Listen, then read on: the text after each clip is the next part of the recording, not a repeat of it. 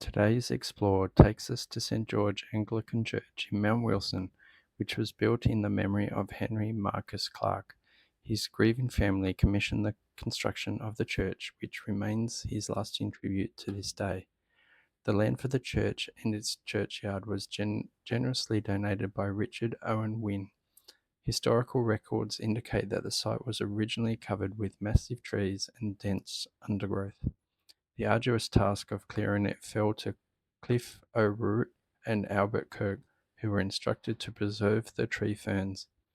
Given the era's limited tools, crosscut saws, axes, and a bullock team, the clearing process must have been an exceptionally demanding one.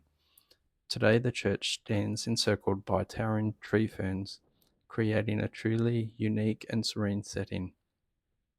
Construction began in 1915. The church was built using fibro, a revolutionary material at its time, imported from England. Transporting the fragile material was a challenge. It first travelled by steamer across the seas, then by rail to Bell, and finally made the arduous journey up the rough and winding Bell's Line of Road, hauled by Cliff O'Rourke's horse team to the mountaintop. The structural timbers were sourced from North American Oregon, while the roof was crafted from fibro tiles, cut into squares, painted and carefully nailed into place.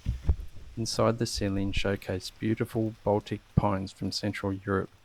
The striking stained glass window on the eastern side, depicting Christ holding a lantern and knocking on a door, is to believe to have been made in Sydney.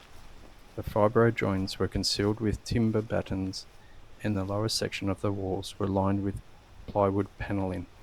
The timber's interior remains remarkably untouched since its completion nearly a century ago, preserving its original simplicity and historical charm.